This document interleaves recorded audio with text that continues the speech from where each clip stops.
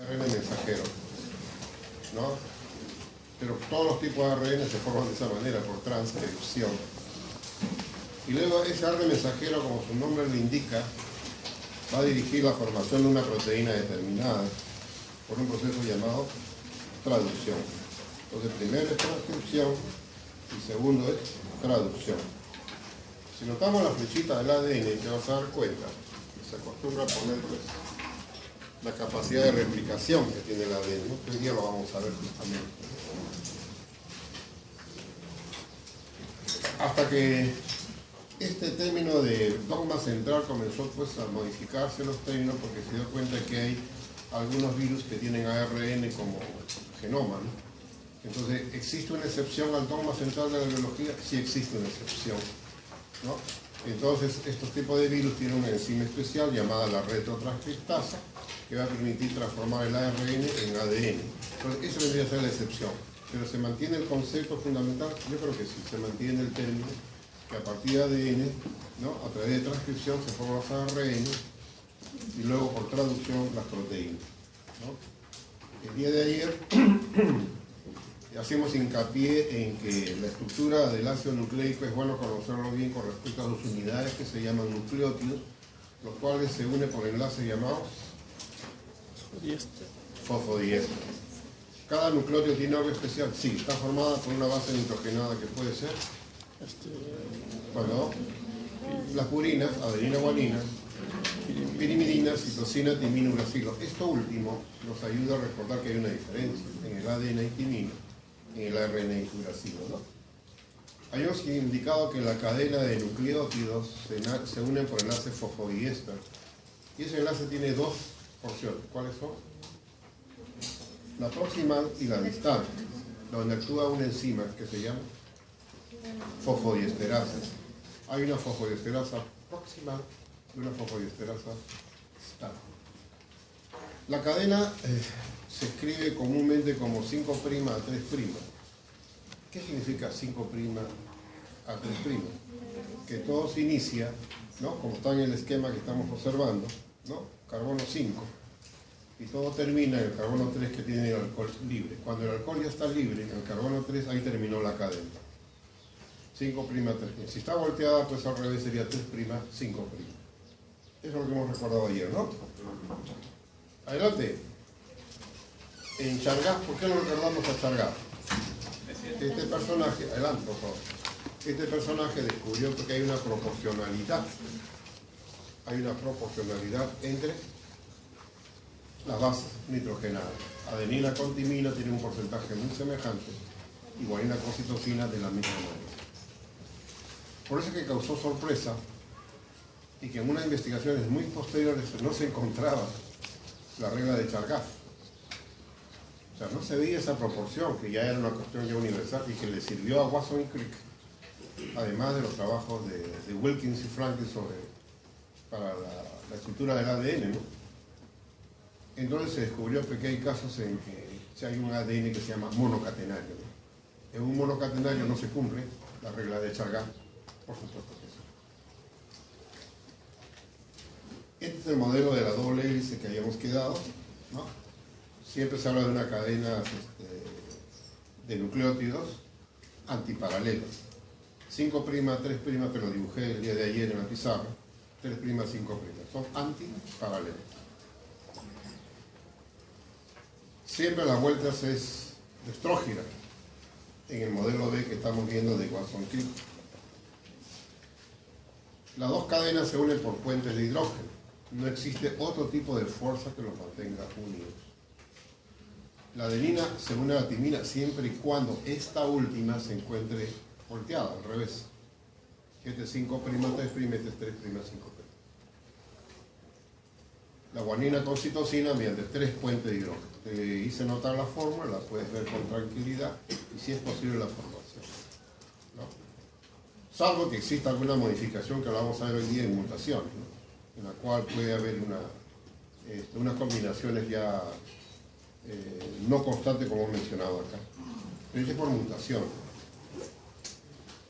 Entonces, la doble cadena del ADN, que lo comparaban con una escalera en caracol, del cual los peldaños podrían ser pues la base nitrogenada que estamos observando ahí. Y en una vuelta de hélice hay 10 pares de base nitrogenada y con una dimensión de 3,4 nanómetros o 34 Angstrom. Es una constante.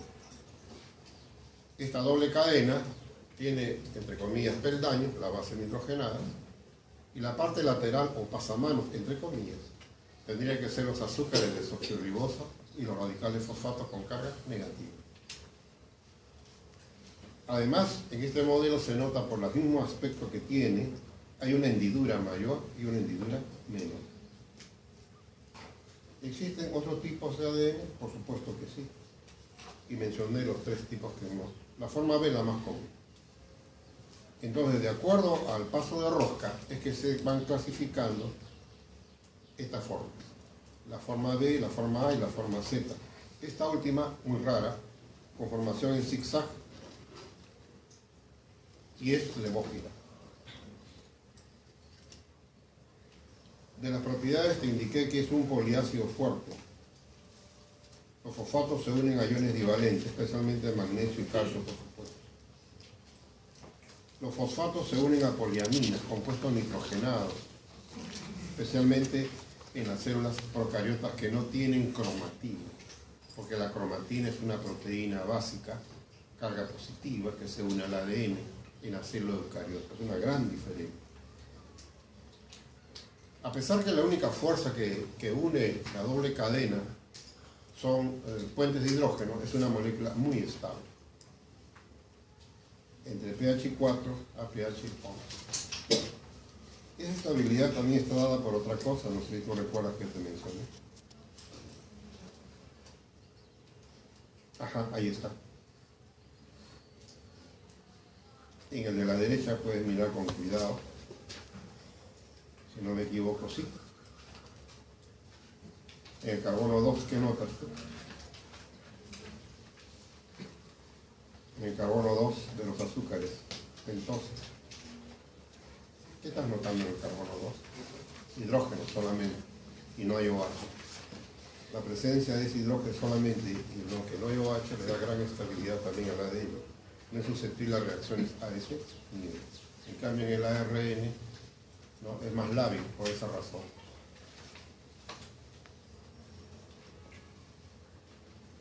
Hablamos de la desnaturalización, que quiere decir abrir por efecto de temperatura o por efecto de cambios de pH, donde se interrumpen los puentes de hidrógeno y se va a separar, obviamente.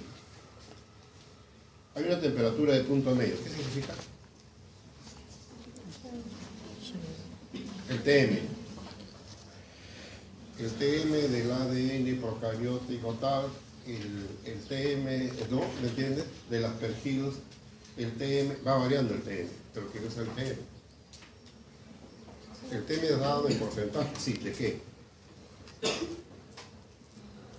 La separación. Cuando el 50% de los pares unidos se han separado, estamos en el TM. ¿A qué temperatura? No, para todos no es igual.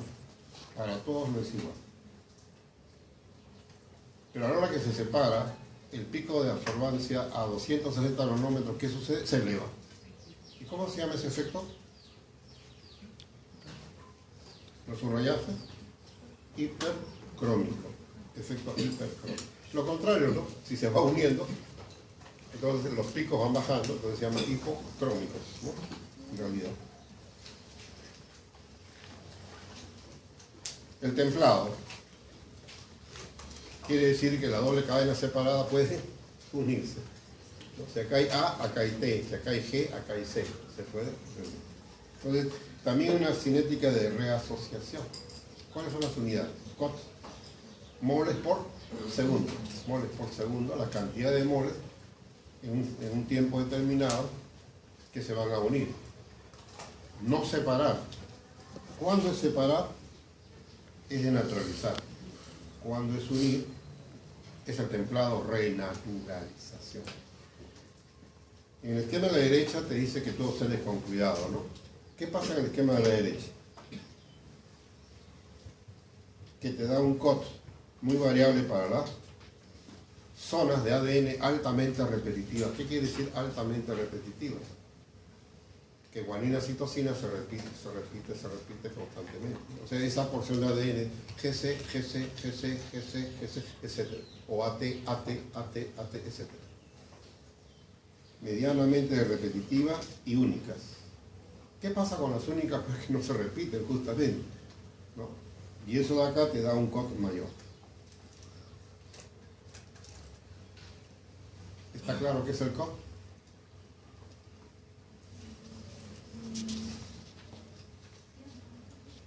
¿En qué unidades es el COT? El tiempo, un segundo. Perfecto. Ya lo entendiste, ¿no? Podemos seguir.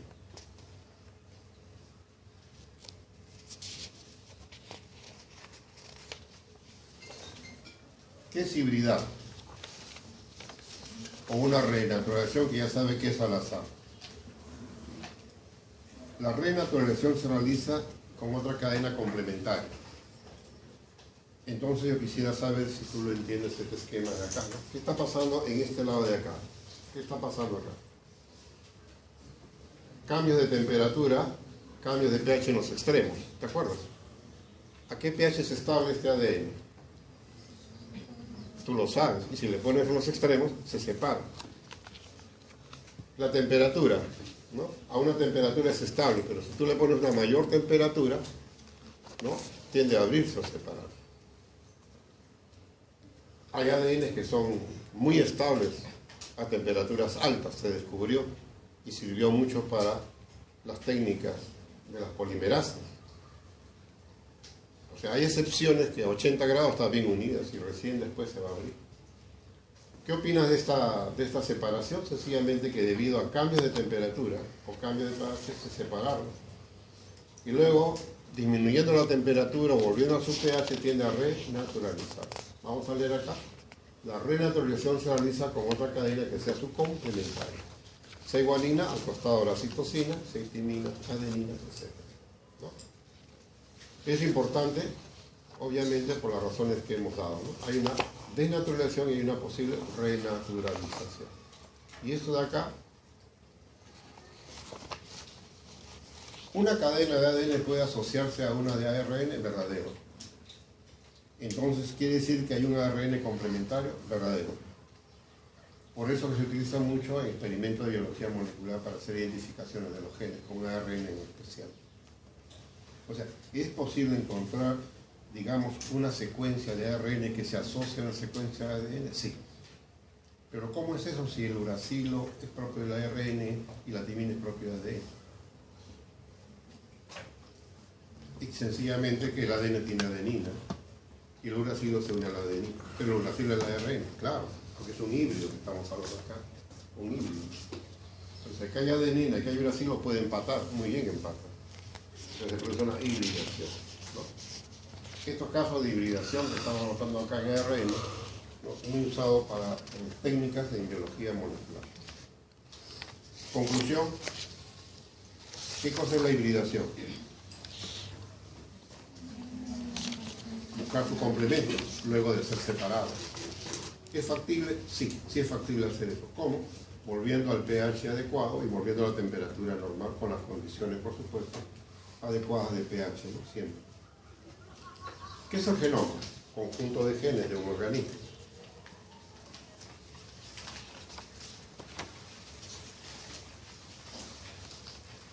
En procariotas, en bacteriófagos, en plásmidos, en mitocondria, en cloroplasto, en ciertos virus, el ADN es circular. Entonces hacemos un dibujito acá al costado para aclarar todo eso, ¿no? Porque acá, entonces yo digo, esta es una bacteria, lo aclaramos un poquito más, ¿ya? Y acá está su ADN, pero acá hay otro ADN. Este es su genoma, este es un genoma bacteriano, pero este es un plásmido. Y ese plásmido se puede replicar, entonces en los dos casos es un ADN circular. Este plásmido de importancia porque acá se encuentra generalmente la resistencia a los antibióticos.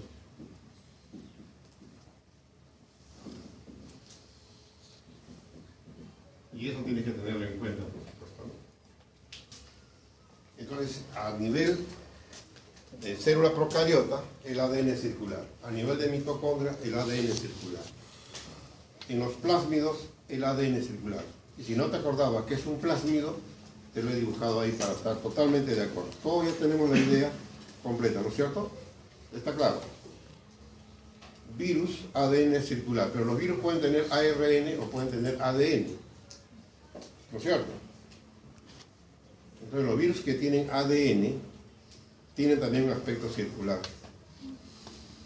En un bacteriófago, que es un virus bacteriano, obsérvalo con cuidado, lo que dice ahí, el FI 174, mira con cuidado, el ADN es una sola hebra, o sea, también puede haber ADN de una sola hebra, como te contaba.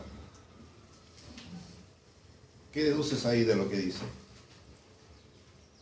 No hay igualdad entre la adenina con timina y guanina con citosina. ¿Se cumple Chargaff? No se cumple Chargaff. Exactamente. El ADN circular con frecuencia adopta el aspecto súper enrollado, que lo puedes ver en el esquema con bastante claridad. Una súper enrollada y otro relajado, separado. ¿Se entendió esta parte? Estamos hablando de un ADN circular. ¿Qué es un ADN circular? Los extremos están unidos, esa es la respuesta. 5' con 3', 3' con 5' de la otra cadena. Sencillamente es uno.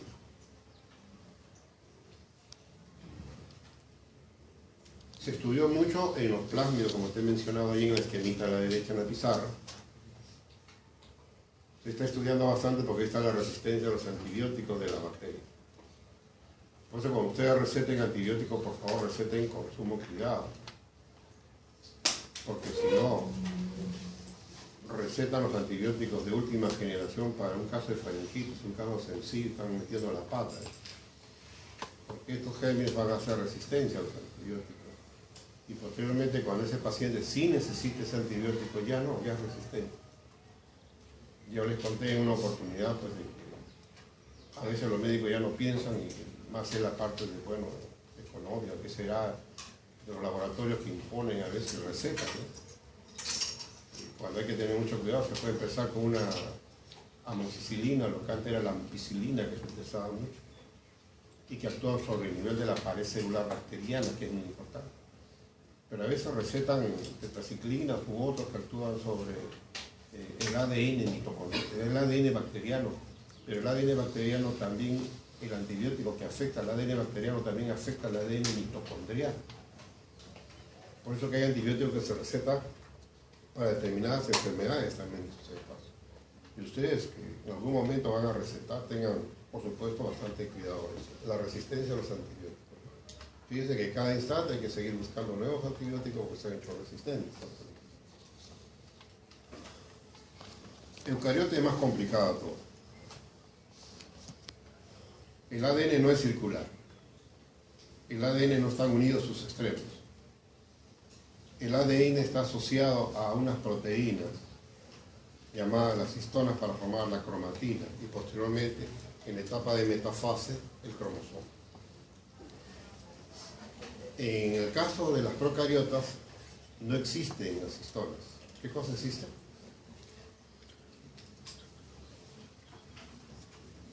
¿Cómo se llama esos compuestos nitrogenados?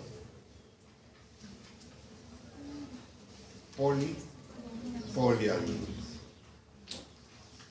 La pemidina, la cadaverina y todos esos tienen importancia máxima. Obviamente que también en eucariotas hay también, con capacidades muy importantes reguladoras, pero en procariotas es lo mismo. Vamos a ver. Entonces, en procariotas no existen las histonas. Las histonas son moléculas, ¿no?, muy importantes que forman la cromatina. ¿Qué carga tendrá la histona? Negativa. Como yo te enseñé proteínas, yo quisiera que leas el cuadro y dime qué carga tiene. Por algo te enseñé aminoácidos con carga positiva y con carga negativa. No sé si te acuerdas de eso. Disculpen un ratito, ¿ya? Aló. ¿Se acuerdan o no? O les ayudo a recordadito, con confianza, estás en tu casa. La lisina, carga positiva. Arginina, carga positiva. Mira ya. Yo quisiera que veas con cuidado los 5 tipos de histonas. ¿Por qué son 5 tipos de histonas? A ver.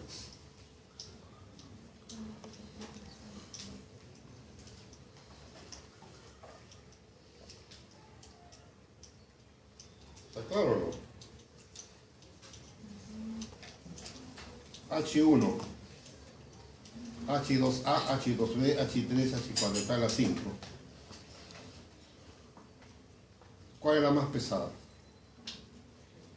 H1, la menos pesada, H4. Ambas tienen abundancia de lisina y arginina. Obviamente, ¿no? Pero mira cómo en el caso de la lisina, cómo va decreciendo de H1 a H4. ¿Notas o no? Mira cómo está decreciendo. Al contrario, mira cómo está creciendo de H1 a H4 la arginina. 1.4, 9,3, 6,1, 13,3, 13,7 la H4. Entonces, ¿hay proporción lisina-arginina en cada uno de ellos? Por supuesto que sí. En H1 hay más lisina que arginina y al revés en el otro caso. Ahora sí, ¿por qué tiene carga positiva la cromatina? Por la presencia de lisina y arginina. La gran presencia. ¿Y qué importancia tiene que la cromatina tenga carga positiva? A pH entre 4 y 9. A que puede asociarse ¿a quién? Al ADN. ¿Qué carga tiene el ADN? Negativa. ¿Por qué el ADN tiene negativa? Por los fosfatos que posee. De tal manera que la cromatina se asocia con suma facilidad. Claro que sí, se asocia con suma facilidad. Conclusión, en el genoma, o sea, el conjunto de genes en la célula eucariota, es bueno recordar que el ADN no es circular sino lineal. No hay unión de los extremos. Segundo, que a este ADN está asociada una proteína muy importante llamada histona, que conforma la cromatina. Y cuando está la célula en la fase de división, en metafase, se observan los cromosomas, con gran claridad, por supuesto. La proteína llamadas histonas abunda en ellas, la arginina y la lisina, que a pH fisiológico manifiestan carga positiva, lo cual les permite asociarse con suma facilidad a el ADN que tiene carga negativa, para darle la estructura necesaria, que es la función fundamental de las histonas. Las proteínas no histónicas, más que estructuras, sirven para la regulación en la función. Por ejemplo, para los procesos de transcripción. O sea, hay proteínas no histónicas, además de las histonas que estamos mencionando acá. Pero en ese cuadro solamente se está mencionando las histonas.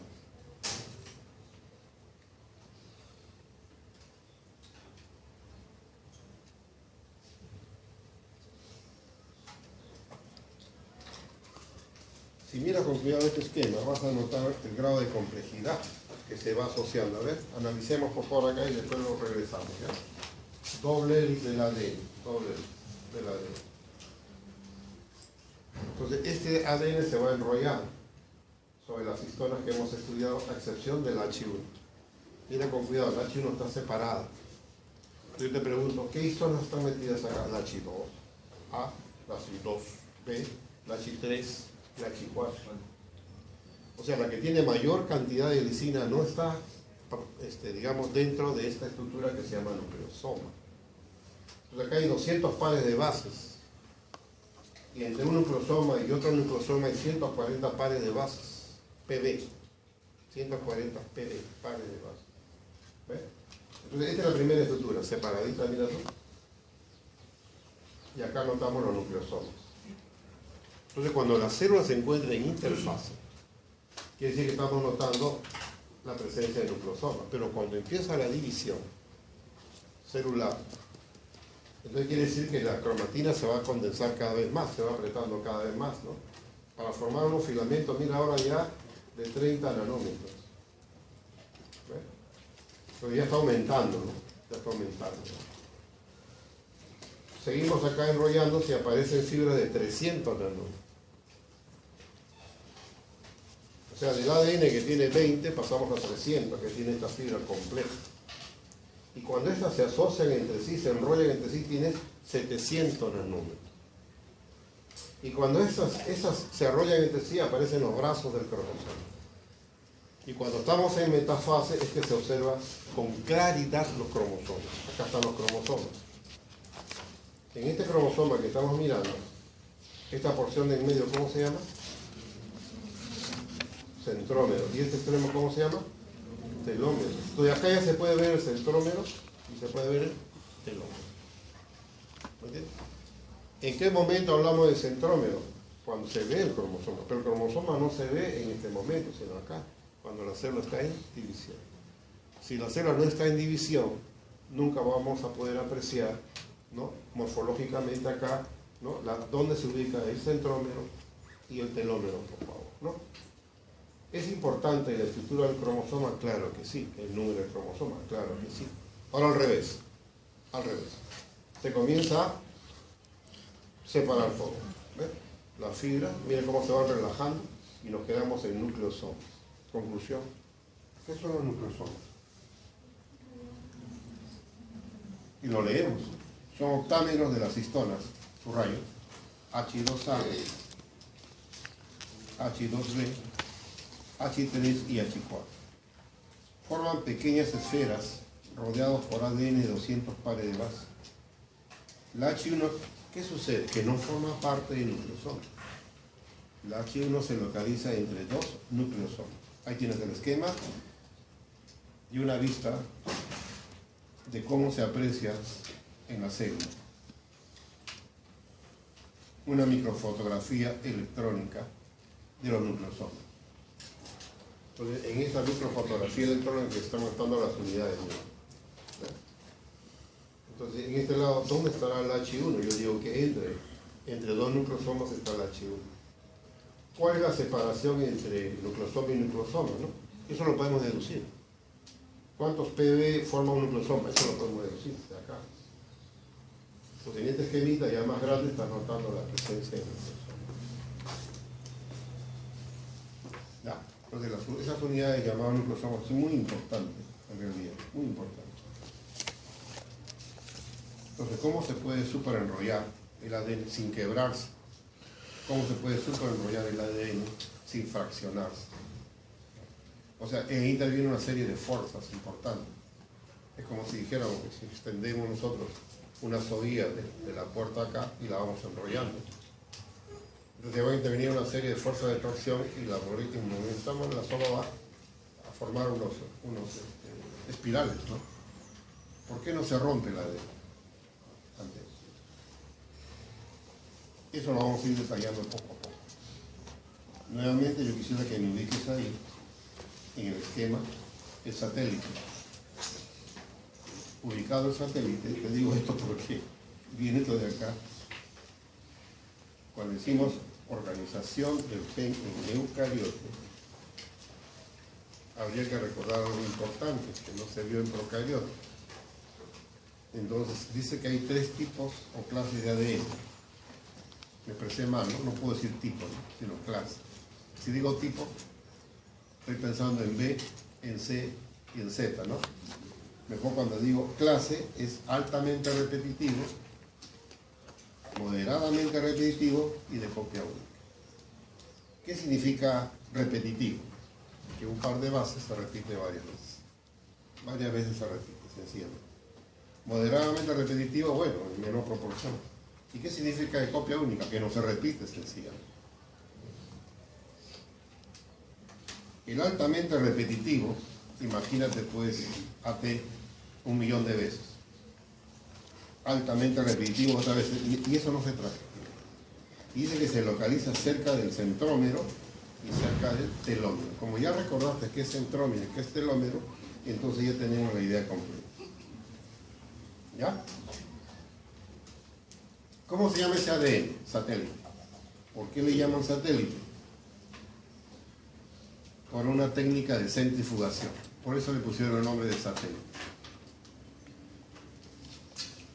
Cuando se hace proteínas, se menciona un proceso de ultracentrifugación en gradiente de densidad en cloruro de cesio para separar moléculas por su densidad.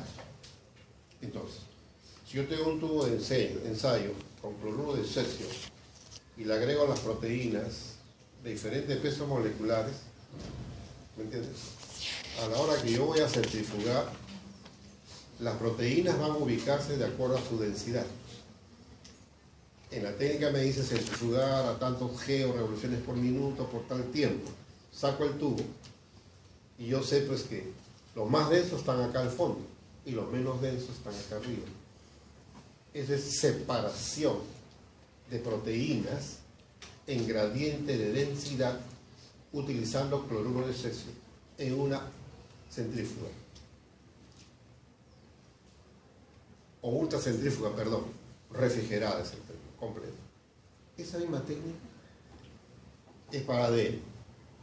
Por lo tanto, si lo que te he explicado, puedes deducir. ¿Qué cosas puedes deducir? ¿Quién está acá al fondo? Abajo, el más denso. El menos denso está arriba. Entonces, como salían estas bandas, que se colorean para saber si estamos o no, que te conté, entonces quiere decir que a esto se le pusieron el nombre de satélite. ¿Ya? Por esa razón. Se llama satélite por la técnica de separación. Acá está el gráfico también. Acá hay un gráfico también para poder ver que la satélite, claro, en menor proporción, pero ahí está el satélite, ¿no? De acuerdo a la densidad, ¿no? Esta es la cadena dominante, por supuesto, que estamos mencionando acá. Pero hay satélites, sí. Entonces, y ahora sí.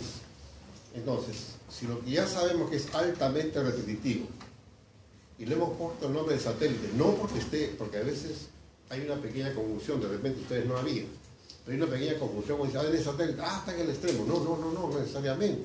Está en el centrómero, que no está en el extremo, sino simplemente es una técnica de separación. Pero volviendo al tema, ¿no? Altamente repetitivo, una característica, no se transcribe. ¿Qué quiere decir que no se transcribe? ¿Qué significa que no se... ¿Me puedes decir? Bueno, con toda confianza. Estamos en casa. Recuerda que si nos equivocamos no interesa. ¿Qué quiere decir no se transcribe? Que no va a formar una proteína. Se acabó. ¿Te acuerdas del término transcripción? Permite la formación de ARN, mensajero, transferencia, ribosomal, lo que tú quieras. Transcripción. ¿Para qué? ¿Para qué? ¿Para qué? Mensajero. ¿Para qué? Para formar una proteína. ¿Todos estamos de acuerdo ahora? ¿Estamos pensando igual todos? Aquellos que se están durmiendo, abran los ojos. Ya se durmió ya porque mi reacción. Y tal vez he escuchado roncar a mi amigo. ¿Viste? Está roncando. Qué rico sueño. Vamos a hablar más bajito para no interrumpir. Es más delicado siempre. No importa. Hay un ADN moderadamente repetitivo. Mira, moderadamente repetitivo. Entonces acá te he puesto un ejemplito para que te ubiques nada más. Se encuentran en genes repetitivos dispuestos en tantos, en hilera. Por ejemplo, los genes del ARN ribosomal 5S, porque hay varios tipos de ARN ribosomal, 60S, 18S, 5S, ya lo vamos a ver próximamente. Y también el de histonas. Los genes de las 5 histonas están separadas por espaciadores ricos en H. Entonces ahí tienes tú, en el caso, ¿no? De los genes de la histona están acá, pero H1, H3, el H4. Mira cómo se va repitiendo acá. Y la separación son ADN espaciadores ricos en pares átomos, ¿no? Acá tenemos el conjunto, otro conjunto, ¿no? Viene en tándem, acá otro conjunto, pero hay una separación. Acá hace la aclaración, ¿no? Los segmentos verdes son ADN espaciadores ricos en pares átomos. Son moderadamente repetitivos y ahí está el ejemplo, ¿no? Acá tienes el conjunto o racimo o grupo.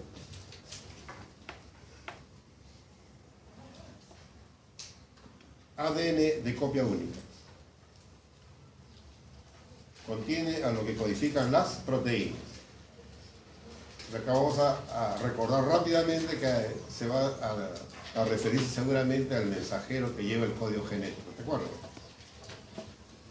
Quiere decir que las otras secuencias que hemos hablado, otro tipo de ADN que hemos hablado, de otras clases de ADN que hemos hablado, no van a codificar proteínas. Las regiones codificadoras son los exones, intercaladas con los intrones, que son secuencias que no codifican. Hay un dibujito ahí que se puede observar con claridad, ¿no? Acá tienes lo que sí va a formar parte del ARN mensajero llamándolo, y esto que se tiene que ir en algún momento, porque esto no va a codificar ningún tipo de proteína. Este colorcito en el esquema se llama intrón. Entonces, acá donde estamos, dentro del núcleo, y acá donde estamos, cuando ya está maduro, para cumplir su función. Este ARN, ¿a dónde va a ir? A asociarse con las unidades de los ribosomas para que sea la síntesis de proteínas. ¿Ves? Y acá tienes otra esquemita, mira, para que lo veas mejor. Intrón, exón. Vamos a ver DNA. Ya sabes lo que significa 3', 5'. Entonces ya tenemos los exones. ¿Dónde están los intrones acá? Ya no hay. ¿Por qué? ¿Qué pasó con los intrones? Fueron separados. Ya veremos cómo se separan después, cómo se separan. Por lo pronto vamos con un hecho. Entonces, ', unidad apenas sale inmediatamente, se va a cubrir los extremos con un casquete 5' y una poliadenina en el 3'.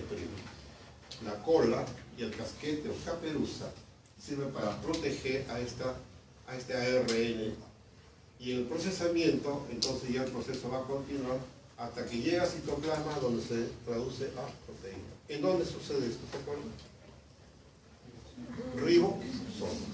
Quiere decir que cuando ya sale del núcleo, ya se asocia con la subunidad menor, ya es posible entonces que empiece ya la traducción. Entonces quiere decir que hay una unidad de transcripción importante que recordar, ¿no? ¿De quién estamos hablando? Es del ADN de copia única. ¿Por qué se llama de copia única? Porque esto va a determinar fácilmente la codificación de una proteína. ¿Cuáles son las regiones codificadoras? Los exones. Entonces los intrones no codifican, por supuesto que no. ¿Y están separando? Claro que sí. Entonces eso de ahí tiene que ser eliminado para que haya un proceso de formación de ARN maduro, ¿no? Entonces, cuando hablamos nosotros del genoma de eucariota, ¿cuál de ellos nos interesa para los procesos de traducción, el de copia única? Y los otros no forman parte de los genes. Entonces, cuando se habla del genoma humano, se encontró de que la cantidad, ¿no?, de pares de bases nitrogenadas que tiene, solamente casi el 3% o el 5% constituyen los genes, y que eso forma más o menos 28.000 genes. O sea, la pregunta, ¿y ese 97% de ADN o 95% de ADN que antiguamente le llamaban ADN basura, ahora ya tiene una función, se está encontrando su función como reguladora de la actividad del ADN?